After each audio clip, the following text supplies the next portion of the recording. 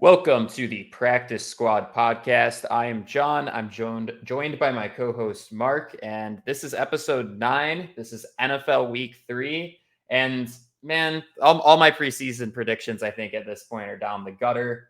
We were talking about this before the show started. I am just shocked by the parity this season, where I know this is the regular theme of like any team can beat anybody, but we're seeing it in real time right now where it's like 3 weeks in, I still can't figure out which teams are just absolutely dominant, with maybe the exception of the Bills. They took an L this week, though. What the hell's going on, Mark? Credit to you for calling that one, John. We'll get into those predictions in a second and kind of go over. That's one of John's little victories for the week. We'll see who won the Little victories. pick'em battle. But yeah, I'm totally with you. I don't know what's happening. There's really no dominant team, right? Even the teams that are undefeated have had close games. They haven't just blown people out. I'd say the Bills are the team that looks the best, like just from watching a lot of football the last few weeks. But, like you said, they lost this week. They didn't look great. And any game, any team can win. That's the beauty of football at all levels. You go all the way down elementary through NFL. I mean, on any given day, the better team sometimes isn't the better team, and everything on paper. If it was that easy to predict games on paper, everyone would do it and would, gamble and be millionaires, but that's Right. just not how it is. And the parity has never been better than it is right now, in my opinion. Like this, Well, I mean, the crazy thing, though, and what you just said about the Bills playing a bad game, it's like statistically they did not, right? They had upwards of 60 passing attempts. I think their time of possession was something like 45 minutes, something absolutely ridiculous. Like, you look statistically, and it's like there's no way the Bills lost this game. And that, Miami just, I guess, was able to do more on offense with less time and was able to make it happen. And it really is just crazy. Like, the whole term of game of inches just makes itself known in the NFL, unlike any other sport. I mean, the Lions, choking a game away in 45 seconds too. That was incredibly don't even get painful to us started, watch. man. Let's pull these the scorecard up, the pick'ems, and start going through these because, Yeah, as you sounds just hinted good. at, we have plenty of stuff to go over. And I'll just say this to kind of start. It's crazy to me that in the NFL, we continue to see things that we've never seen before. Like this game has been played for how long, right? And I mean, we continue to see stuff that's just never happened or has happened very rarely. I mean, Jimmy G running out of the end zone like Dan Orlovsky, we've only seen that a couple times. We had a butt punt. There's never. I mean, I don't know if we've ever seen anything like that. I mean, it's just crazy to me some of the stuff that happens on any given Sunday. Did the butt punt end up being a safety? Because I wasn't Yeah, watching the it game. bounced off his butt and flew out of the back of the end zone. So like Bills players heard it and were like looking around, couldn't find it. It was in the air. It was a safety. Um, but yeah, man, just stuff that we've never seen before continues to happen. That's why there's nothing better than the NFL, man. That's why even people love even tuning in. the Brown spread getting ruined in literally 0 seconds left on that lateral play. Like, what is going on? Bad bet, bad beat Yeah. there for sure. So But I know this chart ends up being noisy because we try to put a lot of information onto it every time. But if you guys can't tell, I got smoked this week. I think I only predicted something like 6 games right. Mark, what did you go? Nine nine and and seven. seven, So bound Mark went back. 9 and 7. So all of that trash talk that I did at the end of last week's episode is really biting me in the ass right now because yeah, I got absolutely smoked. I predicted very few games correctly. So it's highly unfortunate, but as we're talking here, it's the NFL. Any team can beat any team. I mean, the Jaguars blew out the Chargers. Who would have seen that coming? I mean, it was just yet another like crazy exciting week where I'm just glued to every single screen in my house trying to track how all of these games are going. Got red zone up in one screen, you got 2 games up on the other screens. Like it's nuts. So Mark, I know you have a bone to pick with me on the Lions, so let's get that one over with, and then we'll move on to some other games. Oh man. It just I mean people are going to stop listening to our podcast because it's the same thing every week. I tell you what is going on with the Detroit Lions. You refuse to listen. You're like everyone else. You buy into the nonsense that Dan Campbell is preaching and all the grit and the we're biting people's kneecaps. That's great. It sounds so good. It looks so damn good on t-shirts, John. You know what I mean? But it doesn't win you football games. The Lions, believe it or not, were the better team on Sunday against Minnesota, which surprised me, right? You were actually right. They ran the ball successfully. Jared Goff does not look like the Jared Goff that I have been used to seeing. He's a different His player this ability to year. move out of the Dude, pocket has shocked me. It they truly have has. they have offensive weapons. They're moving the ball, running and passing. They're setting up play action. Their defense is actually better than I thought it was going to be, and they're 1-2, and their two losses are due to coaching error for the most part. And it's the same coaching errors that we saw against Philly that I freaked out about at the end of the half, and it was the difference in that game. And think about it, Philly's undefeated. They're one of the only undefeated teams left, and the Lions should have at Brought it least to forced, him for a minute. overtime in that game. But because of stupidity and the coaching errors, they didn't.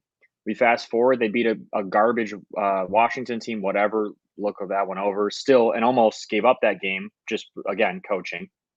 Then we jumped to Minnesota, where they had two separate 10-point leads, John, in that game. Two separate 10-point leads for Detroit, and they blew both of them.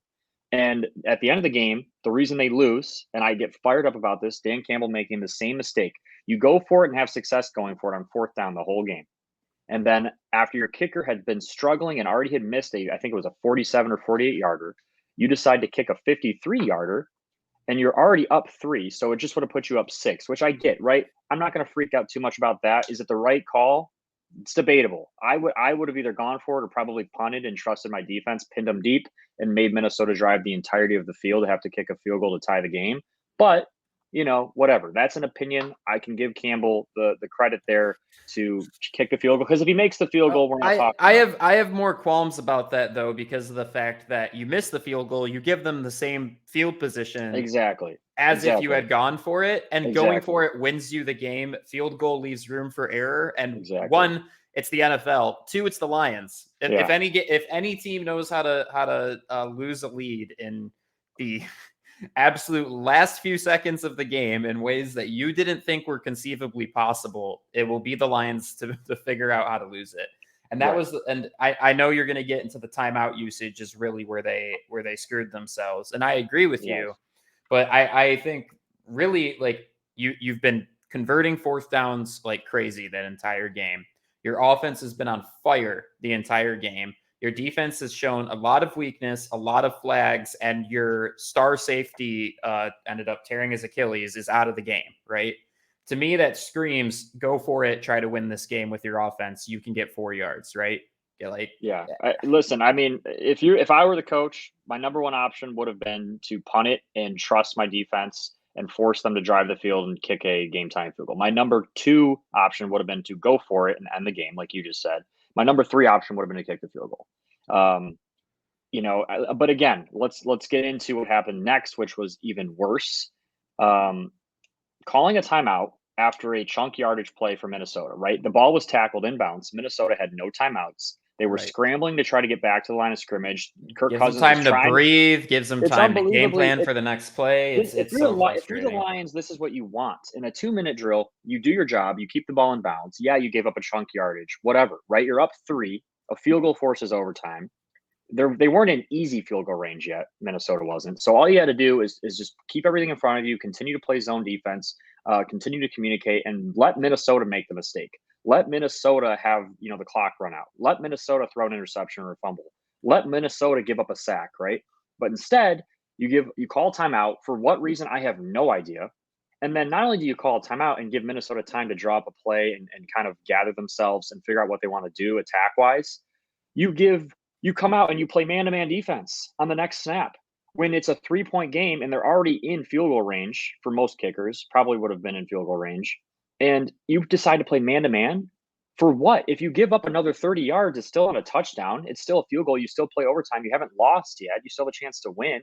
Right. You play man-to-man. It's the one thing that gives Minnesota a chance to go and score, is if you play man-to-man defense like that. And Yeah. not only that, it's terrible coverage. They miscommunicate on a switch call. I think the corner and safety were talking about switching who was guarding who after the snap. Okay, a lot of people call it a match coverage. And they blow it at the most clutch moment of the game. They blow it. They choke. Mhm. They should have been in that coverage in the first place, coaching error. Okay, the players mess it up. Okay, so then that's a player's error. But then it's an easy pitch and catch touchdown wide open with the game on the line. And it's the one thing you couldn't give up. If you give up a field goal, we live to fight another day, right? We go to overtime, you have a chance to win, right? But just give them the game like that in cheap fashion because of coaching error. I mean, it's just unbelievably bad. And how people don't understand and see this. Dan Campbell's been doing this since he's been in Detroit. Last year he did stuff like this, the desperation, the onside kicks, the trick plays, all this nonsense.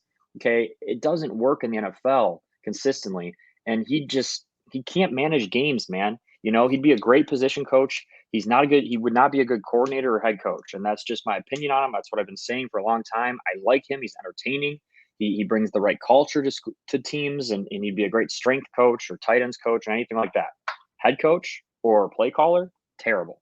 Can't do it. Can't handle it. It's not for everyone. Dan Well, Campbell. the play calling is I think in great hands with Ben Johnson. I think he's crushing it. I have questions about Aaron Glenn's defense, and the biggest thing that I give him the benefit of the doubt with is I think they've made a lot of investments in their offensive talent, and that's showing.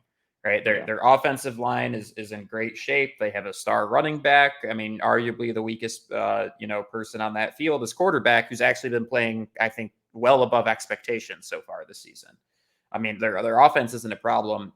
Now, defense, you have a lot tougher of a time making that same claim as far as talent, where a sixth round rookie is probably the best linebacker on that field right now. It's tough to say that you got a lot of depth there, right? But one thing that has been nice to see is Okuda. I feel like has really been crushing it. I think I saw he's let up 6 catches for something like 35 yards over the past 3 games, and he's covering Smith, McLaurin, and Jefferson over those 3 games. I mean, that's a great defensive performance from him. But now there's question marks at safety. Defensive line's really banged up, and Hutchinson has not been crazy with sacks except against Washington. I always thought he was going to be more of hey, lots of quarterback pressures with this defensive line, but I think Cousins only got sacked once that past game, so lots of questions there. I don't want to beat this drum too long because there's a bunch of other football to talk about, but yeah, frustrating. Game management needs to improve. There's objective improvement from this year from last year, 100%. It's just that's got to translate to wins, right? Or none of it matters, and it's just same old Lions at the end of the day. Which that is the Lions story. Is they're really talented. They look great for moments, but they find ways to lose games. Yeah. This Browns Steelers game. I mean, the Browns look great for a team that's missing their starting quarterback, and I'm curious to see what it's going to look like when they get their starting quarterback that will not be named back. Because I mean, right now, them and Baltimore are going to probably be neck and neck for winning that division. So those divisional games, when they happen, are probably going to be very critical. Curious about your thoughts on that Thursday night game. And then I think another one that would be worth touching on is probably a KC Colts, just because what the hell happened there? Yeah. Yeah. I mean, we'll get into all these games here, at least a brief recap, and touch on them. But I mean, the Browns deserved this win. They were the better team, and I give Jacoby Brissett credit. He's handling these games the right way, man. And we're seeing backup quarterbacks aren't what they used to be. These backup quarterbacks that have been in the league for a while, that have learned a lot from better quarterbacks that were ahead of them. You look at Cooper Rush in Dallas, Jacoby Brissett in Cleveland. These guys are ready to play, and is there a talent drop off? Sure, but he's doing enough to win football games. He's making some impressive throws. The team is clearly buying in and believing in him.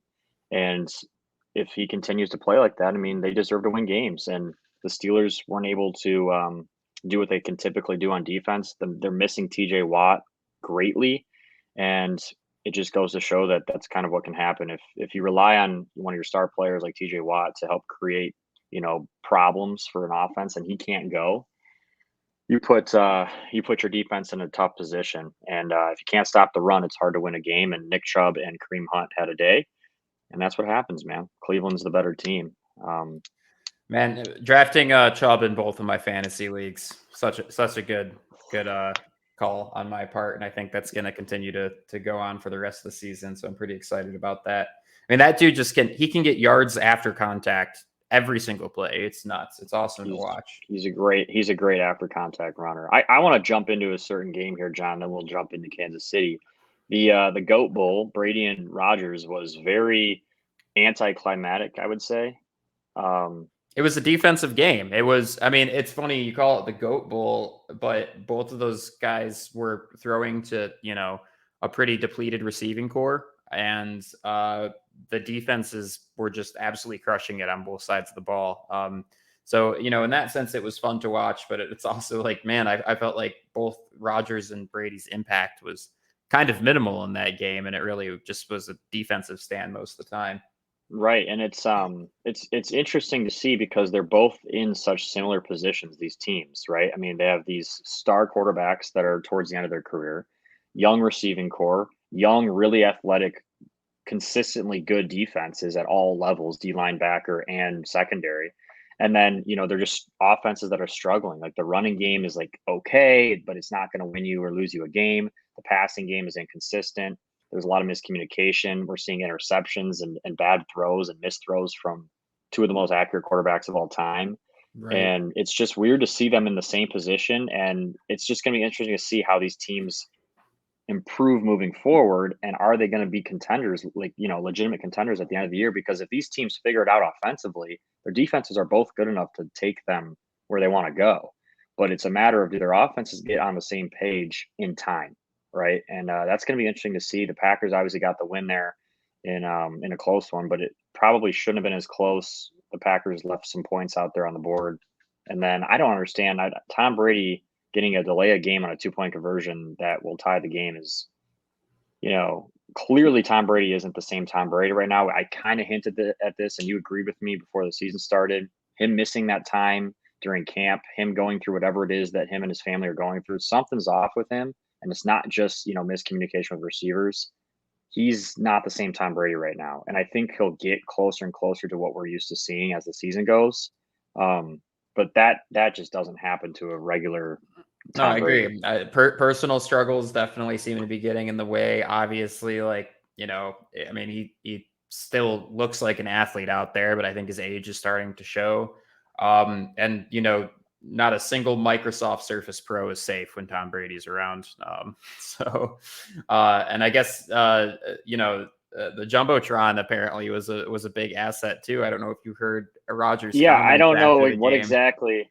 I don't know what exactly he's hinting at. I'm pretty sure he's stirring the pot.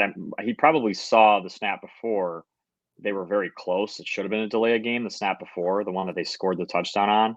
And I don't know if that's what he's hinting at, is like he said to maybe reminded the refs to keep an eye on the clock, or if he saw something formationally that he knew they were going to do. But Yeah, I heads up think I play. think it was something formation wise that he dropped in Matt's ear because Pat had questions about it on the show today, and that's kind of what he alluded to, but he kept it vague. And Of sometimes I do course. think it is He just loves to Rogers be the stirring the mis pot. Oh he yeah, loves to be absolutely. Mr. Dramatic mystery man, dude. Who knows what he saw, and who knows if that really, played a role in them getting the 2-point or not. I think the real issue was the delay of game, obviously, and forcing them to have to Yeah, throw the turning ball, that from a 2 which, yard to a 7 yard yes, situation. totally, Absolutely. totally different. Totally different. But so that game is, Green Bay, the GOAT for now, I guess this year is Aaron Rodgers. And we'll go into another GOAT that people claim is a GOAT that didn't look so GOAT. Patrick Mahomes. What's the Yeah. deal in Kansas City? It seems like every year they have these slumps, and it's sometimes a game or two, sometimes 3 or 4 games. It's just weird, man. The Colts looked horrible. I mean, the week prior they were shut out By against the the which Jaguars. I mean, maybe And the Jags are a better team than we thought they were all along. maybe, That's but to that's get shut out in possible. the NFL is, unless you're playing a steel curtain, it shouldn't happen very often. All right. And Right. the Jags, give them credit, they're 2-1, but they're not the steel curtain. And I don't know what's going on in Kansas City. I mean, there were some problems with Mahomes and the offensive coordinator arguing. It sometimes just seems like the Chiefs try to get a little too fancy and too cute, and it costs them games. And Andy Reid, they and Mahomes and Kelsey and all these guys, they do this. It just seems like every few games they try to get a little, fancy with a little shovel pass or something like that, and they don't score on drives where they normally would score, and that comes back to bite them. Yeah, And in it's this it's a game, mixture of like I feel like Mahomes goes through these phases where I don't know if he gets up in his own head or just there's these games where he comes out and he just looks ice cold. I saw it a bunch of times last season too, where I'm like, is this the same guy? And they always tend to put it together in December and obviously have a pretty substantial postseason. But there's just these games during the regular season where he does not seem in sync, and the coaching staff tries to, I don't know if it's compensate for it or what, but exactly what you said. There's just some bad coaching decisions made. And yeah, I mean, for the Colts to come away with that one, that's crazy. I do feel like the Colts are kind of that team that just like win these random games against teams that should beat them as of late. Who knows what's going on there, man? I mean, uh, I'd say that the AFC South is anybody's division right now, and honestly, the AFC West is anybody's division right now. I mean, the Chiefs don't look as strong. The Chargers are. I mean, half of them are on crutches, I feel like. So, they're in a lot of trouble. For the record, I still really believe in the Chargers. I do too. Justin Herbert played with a broken, by the way, some of the throws he made in that game, even though there was a bad loss, unbelievable. He's incredible. He's unbelievable. But yeah, I mean, they're banged up. I think the Chargers are still going to run that division. And that's just, that's a prediction for the future, but I still believe in the Chargers. I'm not going to get too high or too low on them losing to the Jags. No, me neither. But at the same time, it hasn't been as dominant of a showing, and the Chiefs have obviously shown some weakness. The Raiders, I don't know what's going on. I mean, they're supposed to have the best receiving core, maybe in the league, definitely in their division, and they're unable to put it together. I know Renfro's missing some time and all of that. Biggest letdown so far through 3 games for sure is Vegas, man. I mean, you look at this game. And the weird thing is they've been in every single game. In fact, I mean, Arizona, they blew a lead.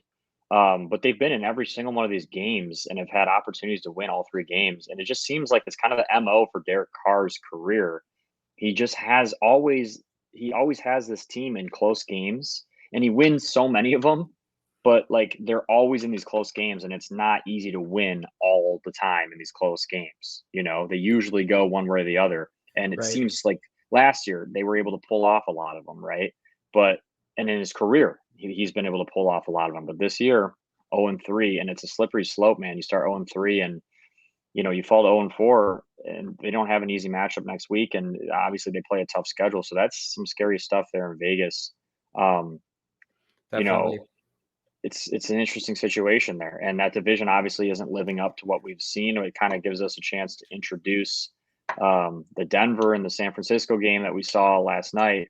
Yep. And so with that, we have a guest, a friend of the show, also a high school classmate that Mark and I have known for a long time, and Broncos fan to continue this AFC West conversation, bringing in Danny Morehouse. Danny, how you doing? Doing great, guys. It's great to be here after a big Orange Crush win this past week. Definitely excited to talk a little AFC West, but it's great to see you guys talk a little football. Obviously, football teammates here. Mark and I have that special teams connection going back to when he was my holder and I was a kicker back in high school. And special teams played a big part this week in the NFL. So it's fun to be on to talk about this, and I've enjoyed watching the show. So hopefully I can bring some insight into that shaky AFC West, that surprisingly shaky AFC West. Yeah, I mean, I'm super excited to get into it. Yeah. Can I start with a question here, John, for Danny? That's more of a personal question. Of course. Danny, you were kicker / punter / do it all. Did you ever have a butt punt? I never had a butt punt, but I will say the butt punt actually helped the Dolphins, believe it or not. That was probably best case scenario, because if he hits that any differently, that's not going out the back of the end zone. That's getting caught for a touchdown or recovered in the end zone for a touchdown, and the Bills are winning that game. That turns into a safety, and obviously you don't ever want the punt to get blocked like that. And no, I never kicked the ball up anyone's rear end, but that was probably best case scenario given the circumstance for that team. Because look at that, they pull out the win. I have a follow-up question on Danny. So you haven't ever done that, but do you want to do that to Russell Wilson yet? Or man, if that's going to light the fire under him, I hope so. Yeah, because he sucks right now. He's playing okay. He's not been great, and you can't put it all on him. Some of it's the play calling, some of it's the circumstance. But I think if anyone watches the Manning cast, Eli had a phenomenal quote yesterday on the Manning cast talking about our punter who actually had 10 punts on Sunday night for a net of 476 yards. That's 47.6 yards per punt, 4 down inside the 10-yard line. And they said they should have paid him the $232 million instead of Russ. Well, I'd say he's probably played a larger role in their 2-1 record than Wilson has so far.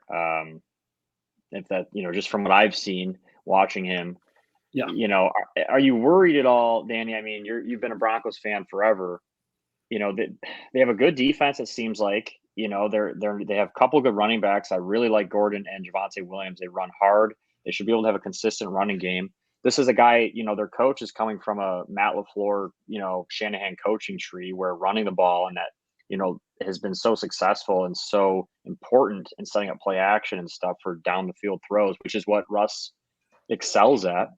And are you worried at all? I mean, are you wondering where is this, coaching tree and the same philosophy that comes from these successful coaches is where this guy is supposed to be? His dad was a longtime coach in professionally and in college. Like, are you trusting the coach? Are you blaming the coach? Are you blaming Wilson? Or is it just a bad relationship? Because sometimes relationships aren't right. None of the above. And I love the question. I think there's a lot of ammunition you gave me in that question to counter it. I'm not worried. Am I disappointed so far through the first 3 games of the season? Absolutely. Russell Wilson's a phenomenal quarterback, and you can't deny that. Is he a little kooky here and there? Absolutely. But the man's got arm talent, and he's a proven winner.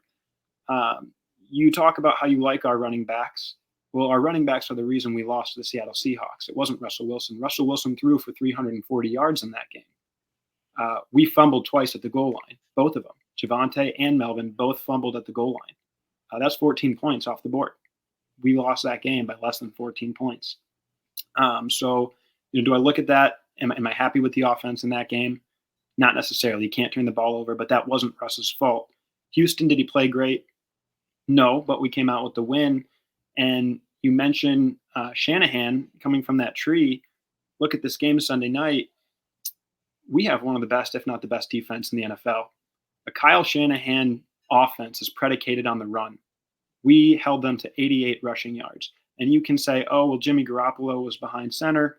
He was making the throws. It wasn't the same offense. Jimmy Garoppolo's taken this 49ers team to 2 NFC championships and a Super Bowl in the last 3 years, including last year. That's a good football team that the Denver Broncos held to 10 points on Sunday night. No, So the 49ers are no joke. Absolutely. No. And I think that's hands down the strongest, win and definitely a statement for the Broncos. Yeah. Now, would I have liked it to be a little bit more entertaining? I mean, and Danny, that's my other follow-up question is regardless of their record and how much they win this season. I mean, how do you sit through these games and just watch these low scoring defensive games? I mean, I could take a nap to this thing. Yeah, it's been tough to watch, especially on the offense. But offense isn't the only part of football. There's a lot to appreciate. And you guys talk about the success that Jeff Okudah's had this year. How about Pat Surtain? Pat Surtain might be a top 3 cornerback in the NFL right now. As a matter of fact, on Sunday night, Pat was targeted 6 times throughout the course of the game, 5 times in the first half, and did not let up a single reception the whole night, which is the most of any cornerback in the NFL in a single game without allowing a reception. 5 targets is actually the most, and he did that in 1 half, shutting down Debo. And so it's exciting to watch the defense. It's tough to watch the offense. I'd like to see them pull it out. Hackett's an offensive-minded coach. Obviously, we need to fix some things, but it's early. Am I worried? No, and here's why. In 2015, my Denver Broncos won the 50th Super Bowl with Peyton Manning and Brock Osweiler manning the helm, and it was not the Peyton we knew. It was a Tom Brady of this year. It was a Peyton who was off, who couldn't make the throws, who wasn't who he was, and it was a defense that won us that Super Bowl on the backs of Von Miller. If we can do that again, that's fine by me because a Super Bowl is a Super Bowl. And a good defense, a great defense can win you a Super Bowl. And I do think our offense will pull it together. It's a first-year head coach. It's a first-year quarterback in the system. New team, new season, slow start. Yeah, Danny, you mentioned Hackett. Now, you put up a good argument of kind of taking the blame away from Russ, even though I'm still going to give Russ all kinds of crap, until he proves otherwise. The coaching errors in some of these games, yes, you're 2-1 and you've survived, you've beaten some teams here in some questionable games, right? Close games that maybe should have been close. And then obviously the Seattle loss, you're right, should not have been a loss. But the coaching errors, the decision to not go for it, the decision to run the ball out of the formations that on those fumble plays you referenced, yeah, those running backs fumbled it, but they weren't going to score on those plays anyway. So, I question some of the stuff I've seen from Hackett so far. The game management, similar to us Lions fans with Campbell, has not been great. Probably the two worst game managers I've seen so far this year would be Hackett and Campbell in the games that I've watched. And, does that worry you at all? Or do you think that he figures out? Because obviously Russell Wilson's more proven as a quarterback than Hackett is as a head coach, because Hackett hasn't done this before, right? We've seen Russ have bad weeks and still be fine. So I agree with you there. I think he figures it out and Denver is going to be okay. But to win a Super Bowl, to be really a contender, the head coach and the quarterback have to click. And Right. you need the head coach, you need a functional offense, and you need a good defense. And you have a good defense. You have a functional quarterback if he starts to figure it out, but you still are missing, in my opinion, a coach that's figured it out. And I don't know if he does, because he's showed some alarming things early on.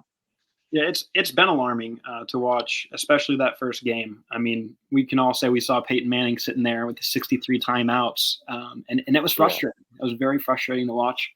But unlike what's going on with Dan Campbell, Coach Hackett's addressed the issues.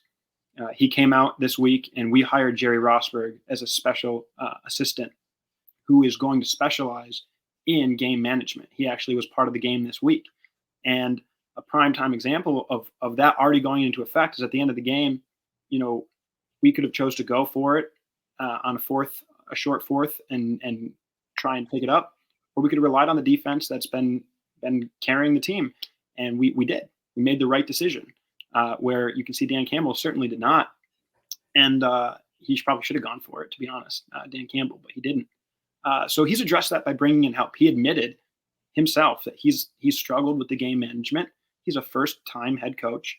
Isn't this Campbell's third year or second full year as a head coach?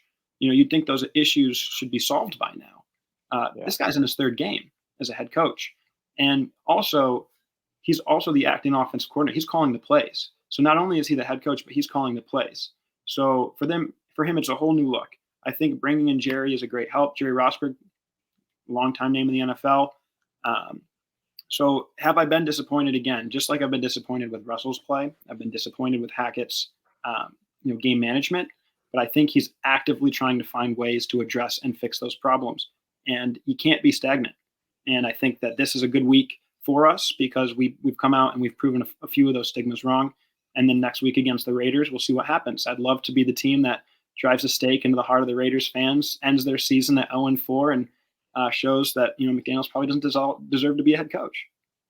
Yeah, and honestly, that's such a mature concession for a new head coach to make, to say, hey, I'm failing to manage the game properly, and I don't want this to be responsible for losses and games that we could be winning had I had made better choices. Mm-hmm. So I really do like that. One last question I think I have about the future of the Broncos and their success is that Russell Wilson is known to not favor passing on the inside of the field. He tends to prefer the outside.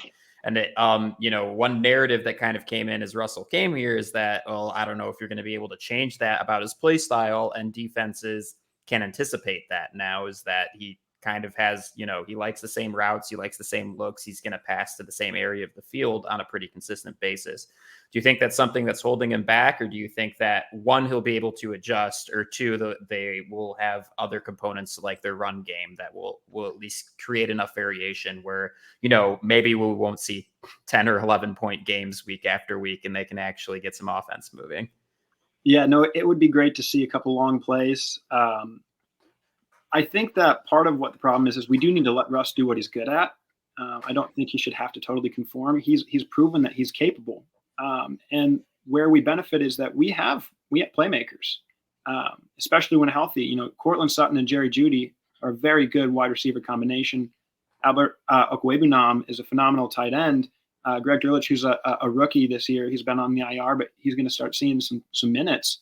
And then Tim Patrick is hurt; he's out for the season. Tim's going to come back, and Tim's a 1,000-yard receiver, and that was with Case Keenum and Trevor Siemian throwing him the ball. You can continue to go down the line. KJ Hamler is still recovering; he's a speedster, so there's weapons. So Russ and the offense, I have no doubt, are going to figure it out. I think throwing to the outside is going to be fine. Javonte and Melvin are going to open up some big lanes when the play action game gets moving. We've seen it happen in that Seattle Seahawks game. Like I said, Russ threw for 340 yards. It was the run game that didn't get the job done. So there's a lot to look forward to. It's a good young team, especially with its weapons. The line is much improved compared to what Russ had in Seattle. So I think give it a couple more weeks before you let the jury hang Russell Wilson in the offense. Let's see what happens. I think we're looking at a shootout this week, honestly, against the Raiders, and I'd like to see them hang 21 on our defense. I don't know if they can, and I'd like to see our offense score 21 points. I think the over/under on DraftKings is like 21.5. So they're saying maybe we'll score 3 touchdowns, but no, we'll see what happens. And again, like I said, the future outlook of the team isn't just offensive based; it's defensive based. I'd like to shout out a couple Broncos players before you guys kick me out of here. Our All-Pro safety Justin Simmons, he's not playing; he's out for a while, and our defense still pitched the performance that they did on Sunday night. And a lot of the credit goes to Caden Stearns and PJ Locke, our backup free safeties. Caden Stearns came in last year out of Indiana, and PJ Locke's been on the team the last couple of years. PJ Locke forced that fumble at the end of the game. They looked like vets. And they're both under the age of 24. Like I said, Pat Surtain, one of the best cornerbacks right now in the NFL. Bradley Chubb, who's not necessarily as young anymore, but he's having a career year. There's a good core team here, and there's a lot to look forward to in Denver. The AFC West, despite how bad they played this week, is still a very formidable division in NFL. The Chiefs are going to eventually find it. I thought it was a mistake that Justin Herbert played this week. I think it was putting his health and his performance at risk, and maybe giving him some time off to recover would have been the right move. But Justin Herbert, when healthy, I think is as good as Patrick Mahomes. His arm talent is unbelievable, and the Raiders are the Raiders. They made it to the playoffs last year. They're going to win some games if they start 0-4, which I hope they do. They're going to have a hard time, but it's a tough division. So there's a lot to look forward to. Great football is going to happen, but I have every belief that my Broncos are going to be a pretty good team this year.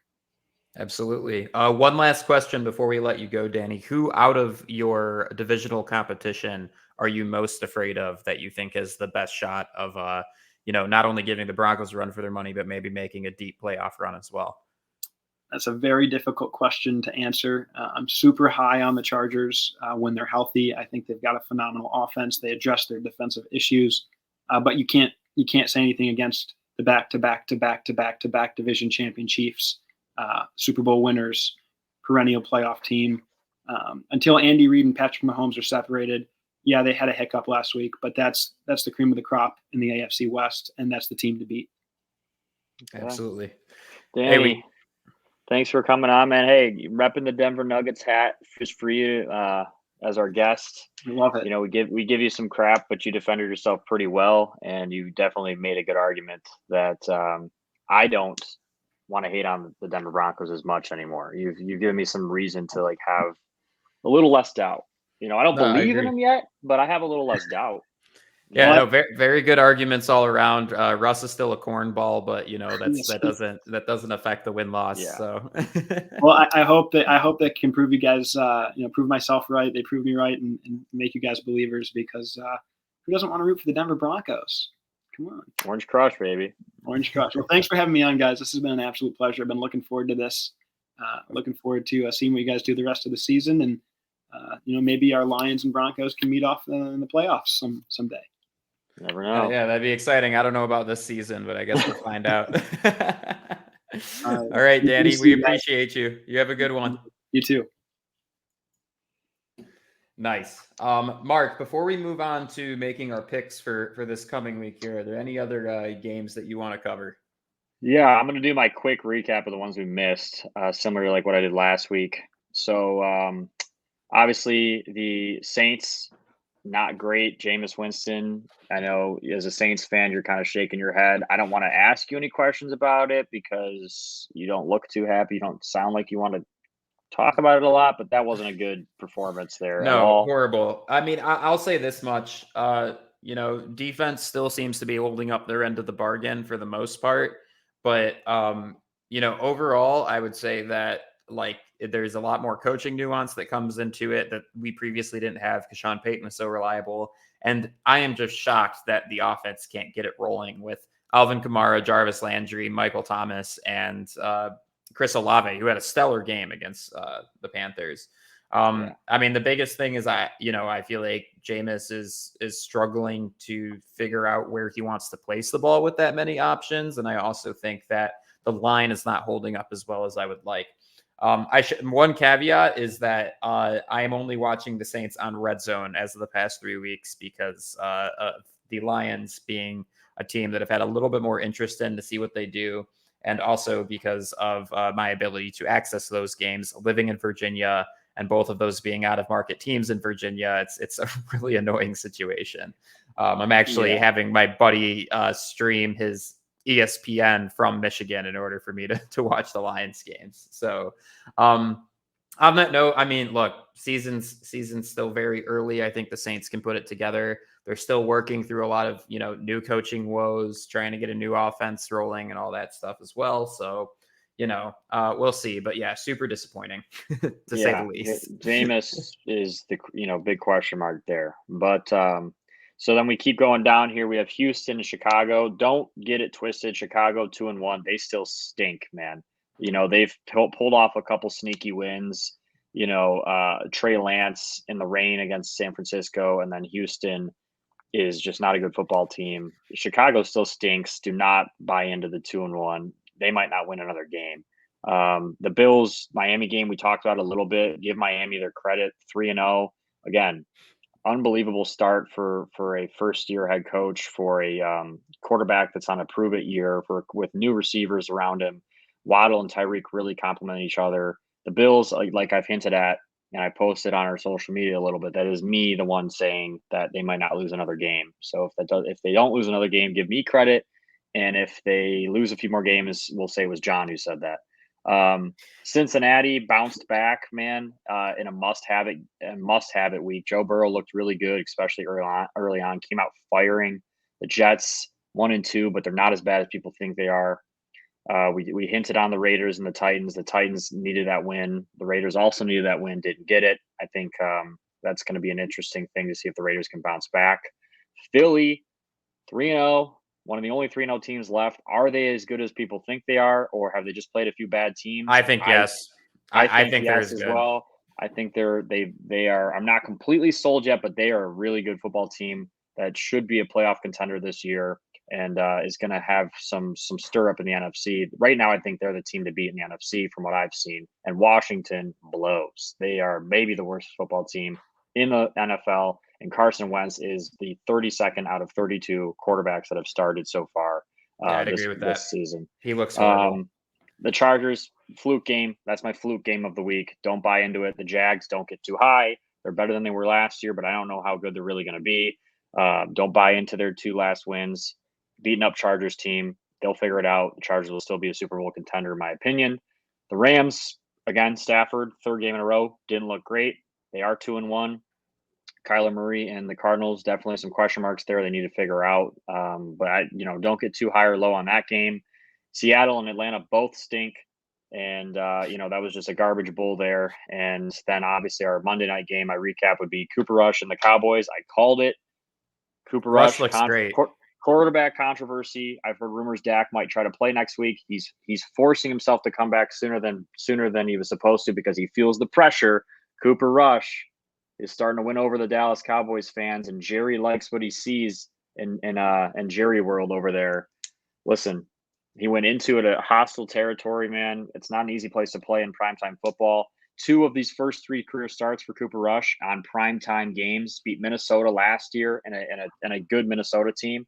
Beat them in his first career start for Dallas. won against a good Cincinnati team who was in the Super Bowl last year. And then this week going into a 2-0 New York Giants away game and coming out now 3-0 as a starter in the NFL. And he has looked cool, calm, and collected in all 3 games, doing his job. He's been ready. He's been waiting on the moment. CMU, man, ready to go. I said it Cowboys before and I'll say it again. Like, what is it with Central Michigan, man? Dude, I mean, so many players that actually end up becoming true, legitimate NFL prospects, and it's just wild because I don't know if there's any school in the same kind of tier as CMU that has as many NFL competent NFL players that have come out of it. It's super interesting. And yeah, Rush looks great. He really does. And I'm sure Dak feels the pressure from that. Yeah. And that is a recap. That is a recap. All right. Moving on to our picks for this week. So Thursday night, I'm really excited about this matchup personally. Dolphins Bengals. I think the Bengals are going to feel, a lot of pressure to come away with this game. The Dolphins have been, playing their butts off lately. They look fantastic on both sides of the ball. How are you feeling about this one, Mark? I actually don't know how I feel. I'm gonna hear your arguments before I come to a decision. Actually, I mean, this is obviously a tough game for both teams. This is a tough matchup for both teams. Expect the ball to be thrown a lot in this game. Expect probably a good amount of points. Thursday night game, probably a little bit of a shootout. I'm going to go with the Bengals and Joe Burrow, though. I think they started to figure it out. It's hard to go 4-0 in the NFL, especially against a team that was in the Super Bowl last year. I will say Cincinnati, this is a true test if their offensive line has improved, because Miami can get after it a little bit on the defensive side. If they can protect Joe Burrow, they're going to win this game, I think, and come out on top and beat Miami. It's a tough game to go into. By the way, side note, probably going to be one of the coolest uniform matchups we'll ever see in the NFL. I think. Oh, that's right, because they're coming out with the white helmets, right? Cincinnati's wearing their all whites with the white helmets, and I'm assuming that we'll see the teal Dolphins uniforms with some of the orange in there. Oh, so probably the coolest uniform matchup. I might have to watch that game just because of that, but I also want to watch it because it's Tua versus Burrow, and we have some great receiver play, and it's a very important game for both clubs. Yeah, no, I agree. I think, just because it's a home game with the Bengals, I think there's a little more stakes for the Bengals to win this one. I'm also going to go with the Bengals for this one. Moving on to Vikings Saints. This game, by the way, starts at 9:30 in the morning because it is in London, I believe. I know it's in Europe. I'm pretty positive London is the European place it's taking place in. Look, I see it this way. Saints got to win this game if they, want to have any hopes of winning their division or making a playoff run. I've seen the Vikings' weaknesses, and I think there, is a decent amount of parity there. So I'm going to go Saints on this one. I know I probably sound like, just a crazy fan at this point, just hoping that they can pull it out. But Saints got to start doing something here, and they got to start doing something very quickly if they want to go on a run this season. So I'm going to go with my Saints. I'm going to agree with you. I'm going to pick New Orleans. I'm a little bit worried, though, because that's an early morning game, and I'm a little concerned if Jameis's eyes are going to be fully opened yet because he already can't see. So I'm a little worried there. But Captain Kirk is going to struggle. That's a good defense. He struggles against those solid secondaries. Jefferson and Thielen could have some problems. Lattimore's going to probably take one of those two out of the game completely. He's been a really good corner for them. They'll get pressure on the Vikings. The Lions defense was able to limit them. I think the Saints have an even better defense. Significantly better. Yeah, I think the Saints get this done, and you're right. It's a must-win game for New Orleans. Absolutely. Cleveland and Falcons, they are at Atlanta. I personally think the Browns will probably come away with this one. There's nothing to convince me that the home field advantage is going to take Atlanta over the edge here. They look horrible in every game that I've seen them in, even just the clips and everything. It's just they can't win in clutch situations. Their offense is really struggling to put things together. So Cleveland all the way for me for this one. Yeah, I'm going to go with Cleveland too. Little cause for concern with Myles Garrett. I don't know if you saw that, was in a solo car accident. He seems to be okay. They're not unsure if he's going to play or not. Even without Myles Garrett, I think the Browns have enough to get it done. If he does play, pretty sure that they're going to get it done because Mario is going to be under a lot of pressure. That defense is, gets after the quarterback. And then I don't see the Falcons stopping the running game of the Browns very easily. So I'm going to go with Cleveland. I think they're going to run the ball successfully and get out of there with a win. Yeah. Quick update on Myles Garrett. From what I understand, he was actually able to, walk to the ambulance on his own accord. He is all right. Apparently what happened was he was moving at a high speed in his very nice car and an animal was on the road. He swerved to dodge it and just flew off the road. So we're happy he's okay. That's a scary situation. The good thing about being Myles Garrett is he's the size of a car. So, it's pretty hard to injure him, even in a crazy car accident like that. Like that dude is a tank. He's absolutely massive. So yeah. That doesn't really surprise me that he left a serious car accident with a few muscle strains. Yeah, like it's thank God he's okay, crazy. and I can make jokes about it. But it's pretty insane that dude walked to the ambulance on his own. Most people die in that car accident, if we're being serious. No, absolutely. It did not look like a good situation whatsoever when you saw pictures of that car this morning. Moving on to Bills Ravens, man, the Ravens look great. It is at Baltimore. I think there's a lot of reasons to think that the Ravens could come away with this one, but I also think that the Bills are going to be bloodthirsty and ready to strike their next opponent with a vengeance. So I'm going to go with Bills on this one. Assuming your narrative around the Bills, I think I know who you're going to pick as well. Yeah, I'm going to go with Buffalo. I'll say this, though. This is probably my game of the week in terms of most exciting matchup to watch. Lamar, heavy MVP candidate right now. Josh Allen's obviously an MVP candidate. These two teams have looked really good, and these two quarterbacks are playing at probably the two highest levels with Jalen Hurts. Those are probably the top three right now that are performing at just levels different than anybody else. No one's in the same stratosphere as those three guys. This is an exciting matchup, but I'm going to go with Buffalo. You're right. Coming off of a loss, in a kind of a heartbreaking loss to Miami, they're going to come out and give the Ravens everything they have. The Bills defense, I think, is going to be a little bit better prepared to stop Lamar than most defenses just because of their scheme and how they play. They're going to force Lamar to kind of have to throw the ball all over the place on them. They're going to probably spy him the entire game, not let him get out and scramble and run. Easier said than done, but I'm going to go with the Bills. Next would be Commanders traveling to the Cowboys. And again, I'm going to get super annoyed because Cowboys are going to probably be 3-1 here. And all the Cowboys fans are going to think their team is good and not shut up the entire season. And they're going to make a wild card in the playoffs, and then they're going to lose that wild card matchup. We've been here before, but I do think the Cowboys will win this game. Washington looks absolutely horrible, and I think the Cowboys are brewing something up to get excited about. So I'm going to go Cowboys here. Dude, I'm gonna go Dallas, and this is gonna be a blowout. This is gonna be one of the worst offensive performances from Washington we've seen in a long time because Dallas, these first three games, one thing they have done is their defensive pass rush, their ability to get to the quarterback against every team they've played against has been outstanding.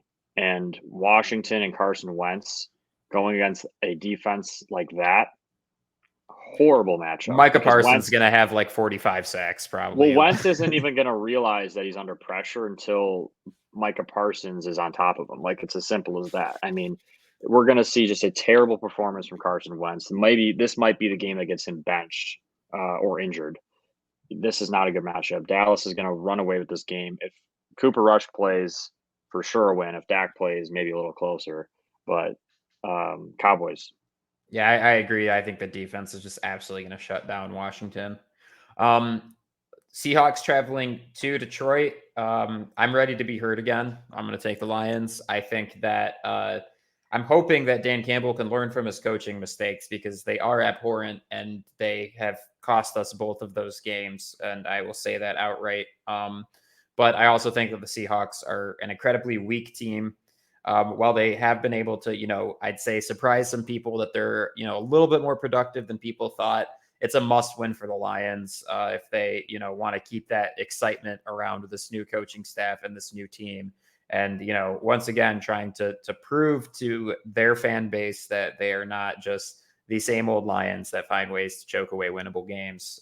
They need to turn it around quickly. So look, it's week 3. There's lessons to be learned. Hopefully they've learned from them and they can go in and lock it down here. Yeah, I mean, the Lions should win this game.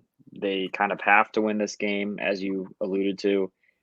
But I'm gonna pick Seattle for a few different reasons, not just because I'm, fed up with the Lions and all their nonsense. Obviously, coach to coach, Pete Carroll's a better coach.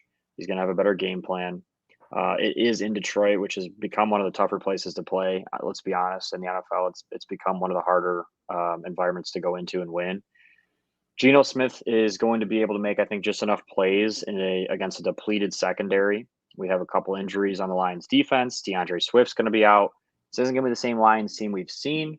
And I think Seattle is a little bit dangerous in terms. I mean, listen, they stink, but so do the Lions at the end of the day. And this is just one of those games to me that screams a Lions loss. Like it's one of those ones where it rarely is like almost like people are like, yeah, the Lions are going to win easily, right? No, I'm gonna pick Seattle just because of that, and I just think it's gonna be one of those, like, weird games. It's like, "What are we doing? Like, why are we even in a close game with this team?" And it's just gonna be one that they squeak out a win in Seattle, and the Lions fall to a scary 1-3, losing to one of the worst teams in the league. Yeah, that outcome is definitely plausible. I've been here too many times as a Lions fan to disagree that that isn't a possibility. Yeah. Moving on to Chargers Texans, I think easily I'm going to go Chargers here. At the same time, I mean Texans have been able to hang with some decent competition so far, but I also think, look, I mean Chargers, they're 1-2 right now. I get that they're banged up. They're real banged up. It stinks how banged up they are this early in the season, but that is the nature of the game, and you gotta anticipate that they're going to be able to put something together against this team. Yeah, I'm gonna go with the Chargers as well. They have to come out fired up after losing last week. This is I mean, this is a must win for both teams really, but the Chargers are the better team. The Chargers defense is what's going to win this game. I'm hearing Keenan Allen's going to be back, so they get that weapon back. This is going to be more of the Chargers team that we expected to see. I think they're going to get the job done. Don't overthink it. Like the Chargers are the better team here. I'm going to pick the Chargers to win, and I don't think they're going to lose back-to-back games to teams that they have no business losing to. Titans Colts. After that performance, you got to think though, okay, maybe the Colts aren't, as horrible, but I still think the Titans are the better team here for several reasons. So I'm going to go with Titans. I think that it just, them being a 2-2 team in their division makes a lot more sense than being a 1-3 team. And I'm just going to leave it at that. Maybe a closer matchup, maybe a closer game than anybody anticipates, but I think the Titans come away with it. Yeah, this is one of the games I really don't know what to do here. Both these teams have had some ups and downs and have had some bad downs and have some, okay ups here in the last few weeks. They both are coming off of a win that was much needed. This is really going to kind of change the course of who's kind of the driver in this division. I mean, this is almost like a flip a coin for me. I could see this going either way. Both have good teams. They have a good running game, good running scheme with stud running backs. Both defenses are good. I'm going to go with Indy just because it's in Indy, and I think Matt Ryan is starting to figure it out a little bit more than Tannehill is, and I just feel like the defense for the Colts is a little bit better overall than Tennessee. So I'm going to Sure. stick with Indy. Bears Giants, the two teams that I don't feel like deserve to be 2-1 going at it, which is annoying because then you're going to get one team that doesn't deserve to be 3-1 coming out of this. Disgusting. It is devastating. I think I'm going to go with Giants here. They're just a more complete team, between their offense and their defense than the Bears, in my opinion. Daniel Jones stinks, and this, in my opinion, is definitely his last season as a starting quarterback. I think seeing how he just performed, last night, that's, pretty obvious. Also, I don't know, man. Justin Fields, I think he shows promise, but he doesn't have enough of a supporting cast around him. So I'm going to go Giants here. No, I mean, yeah, let's be real here. Daniel Jones stinks, but Justin Fields stinks even more.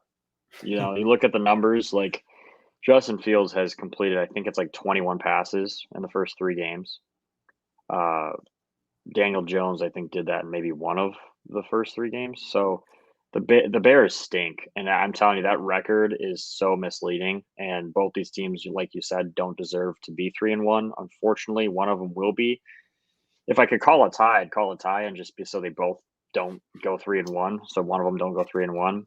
I'm gonna Right. pick New York. I'm gonna pick New York though. They're coming off a loss. They have a better team around Daniel Jones. Their defense is much better, I think. But this can be a garbage game with garbage quarterback play. But I'm gonna go with New York. Um, Jaguars Eagles is interesting because of the fact that I think Jaguars are better than people think, and for that reason, I actually think this game might be somewhat entertaining. That being said, Eagles are about to go 4-0, and I don't have any doubt in my mind about that. I think arguably they're the team to beat the NFC. The NFC is obviously a lot, on paper weaker than the AFC is. It's matchups like this where I just think the Eagles are just objectively the better team and they're just going to pummel the Jaguars probably. But at the same time, like I said, Jaguars look better than I expected them to. So we'll see. I'm gonna go with the Eagles as well, but it's gonna be a close game. And it's gonna be one where I could actually see the Jags pulling it off. The Eagles 3-0, but they've had one dominant win against Minnesota. They've had another dominant win against Washington, which listen, anyone should dominate them. Even the Lions dominated them for the most part. Um, the Eagles, I'm not ready to sell it completely and say this is going to be the team to beat in the NFC, but they're up there, and so far they deserve to be in that conversation. I think they get the job done, but it's going to be a close game and one that I could see going either way. But I'm going to stick with Philly, and just because I do think they are the better team. But like I said, the better team doesn't always win on Sundays, and that game scares me. Moving on to Jets Steelers. This is an interesting matchup. We're seeing, a young, potentially promising in the future kind of Jets team. They aren't just this garbage tier team that teams can write off on their schedule like they used to be. And the Steelers are probably the weakest that they've been in years. I'd say I'm gonna give this one to the Steelers just based off of home field advantage. But if I do tune into it, I would expect it to be a little bit closer of a game than people are expecting. Yeah, nothing wrong with that pick. Hard to go into Pittsburgh and win. But if anyone can do it, it's Zach Wilson, the MILF Hunter. He's back, from what I'm hearing. I think he's going to go in there, and he might find Mike Tomlin's mom and say, "What's up?" So they're going to go in there. I think the Jets get it done. I think Zach Wilson's kind of poised to have a breakout year. He's got weapons all around him. He had obviously an exciting offseason for more ways than one. And he's ready to get it done. I think. I think the Jets defense plays good. I think Trubisky stinks. The Steelers are really one dimensional, man. Like they give it to Najee Harris or they throw it to Deontay Johnson, and that's pretty much it. And if they take one of those away, which I think Sauce Gardner will take away Deontay Johnson for the most part, he's looked really good. I think the Jets do enough on offense with Zach Wilson back to get it done. I'm going to pick the Jets. Nice. Yeah, I definitely respect that pick. Cardinals Panthers. I think Cardinals win this game. I think they're just objectively the better team. I don't think they're that great of a team. They're definitely, not the team that they were last year, just as far as starting incredibly strong. But I just think they'll come away with it, even though they're going to the Panthers. They're just a lot better equipped to win this game than I think the Panthers are. Panthers. This is an interesting game. I'm going to ride with the Panthers. This is a quarterback Oklahoma Heisman battle. Kyler Baker, college, roommates, friends, teammates, back-to-back Heismans with those two guys, with with Lincoln Riley as their head coach.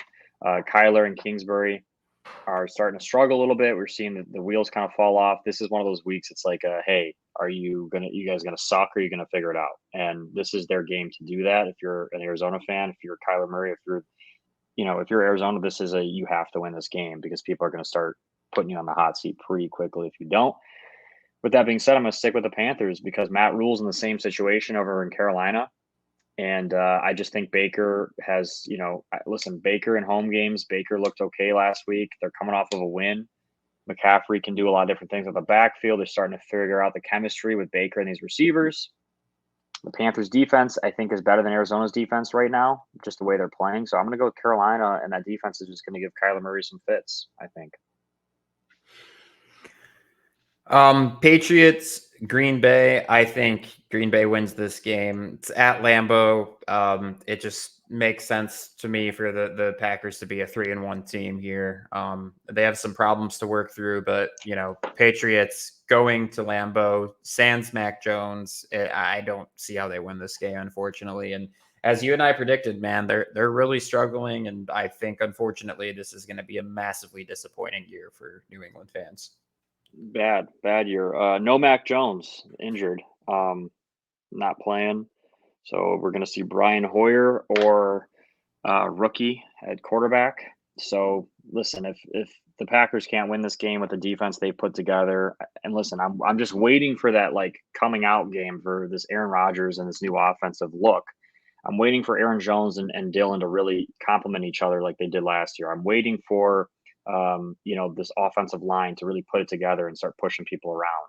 I'm waiting for the play action throws down the field to Lazard and to Randall Cobb and to some of these younger receivers. I'm waiting for that to happen. And I think this is one of those games where they maybe start to figure it out a little bit because the Patriots offense is going to be slow, obviously, without Mac Jones and obviously going against a tough Packers defense in Lambeau. That I think Aaron Rodgers complements that, figures it out, and this is going to be a win for Green Bay. Broncos, Raiders. Danny is still sitting in on the stream right now, and unfortunately, I think I'm going to pick the Raiders to win this one.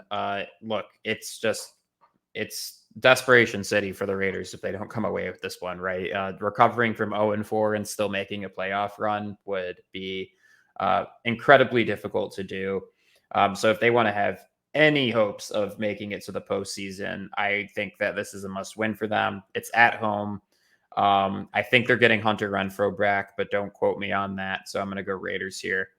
With that being said, Danny made a lot of very compelling arguments to think that the Broncos will give them a run for their money, especially with that defense being able to kind of lock it down a little bit. Yeah. Yeah, I mean, I'm sorry to Danny and all the other Broncos fans. I'm also going to go with the Raiders. I'm still not sold enough on Denver to go in there. Like you said, the Raiders are going to be a desperate team. They're a good football team that's just 0-3, man. They're a good football team that's 0-3.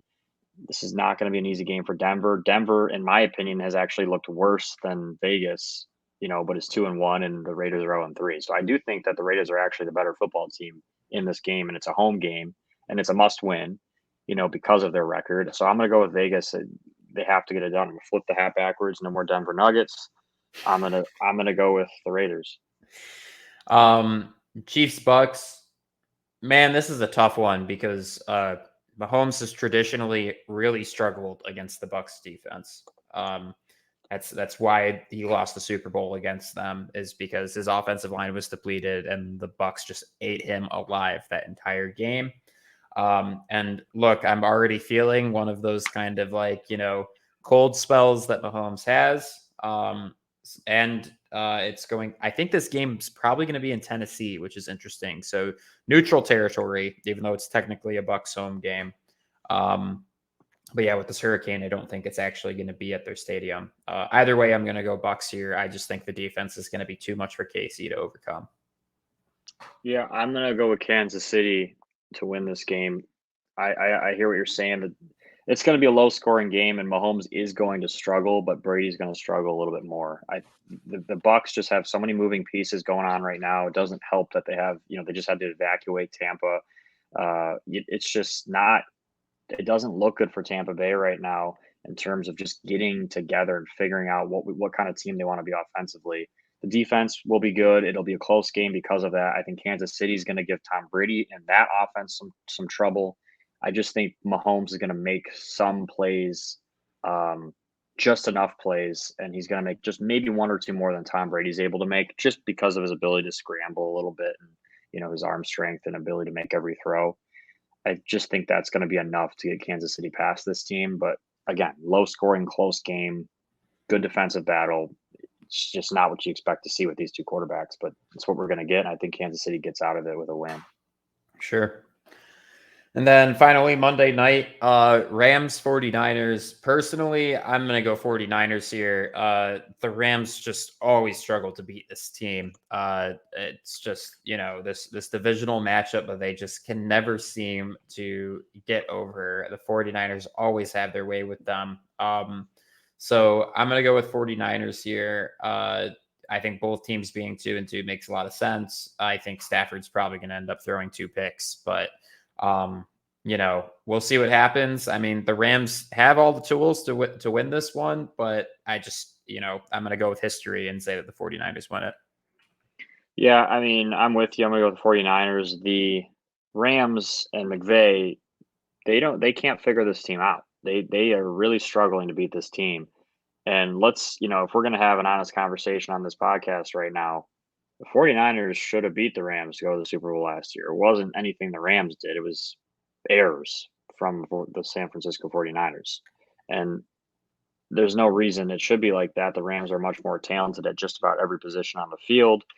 It's a coaching thing. It's a game plan thing. And it's, at the end of the day, I think it's a quarterback thing. I think Jimmy G just has more of the clutch gene and makes less mistakes than Matthew Stafford does. And then against a team like this, he can't make those mistakes. There's teams that he gets away with when he goes out there and throws interceptions or makes errant throws and win, like when you play the Atlanta Falcons. But when you play the San Francisco 49ers and Jimmy G isn't making mistakes, you can't. And I just think that Stafford will make some of those mistakes. Jimmy G won't, and they'll be able to run the ball a little bit and get some play action going and come out of it with a win with just a better game plan.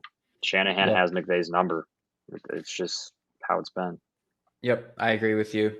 Well, that wraps it up for this week. Really pumped to see, kind of get maybe a little bit more clarity in which teams are actually going to do something this season. Yeah, it's been really exciting, man. I mean, honestly, the competition has been better than ever. You turn on even a garbage game, and usually it's something exciting and interesting is happening. So you got to love this sport. And yeah, I'm really excited for next week too. That will mark a 10 practice squad pod episodes. So it's been a good time. It's a big moving point for us as a podcast. Get to the big number 10. We're having a lot of fun doing it. We're having a lot of fun getting feedback and stuff. And if there's any ideas and stuff out there or people that want to come on and stuff, you know where to find us. We've got on this banner here. If you're watching on YouTube, we have our socials there. Give us a follow, subscribe on YouTube. And on Spotify, that's where you can hear us and see us. We post clips and stuff on the socials, but you know where to find us. And we appreciate any of the support we're getting. And we're just going to keep doing it because we like doing it, man. Football's awesome. The NFL's been awesome. It's probably only going to get better. It seems like we have every team's competitive. I mean, there really isn't a team that can't go out and win. I'm excited to see what happens this week and get back at it next week. Absolutely. And a big shout out to Danny Morehouse again for coming on and making some very compelling arguments to why we should stop hating on the Denver Broncos. I don't know if I'm there yet, but I definitely have, shifted my opinion even ever so slightly. So slightly, but again, I'm still going to hate on the Denver Broncos. Until next week. Russ is a cornball.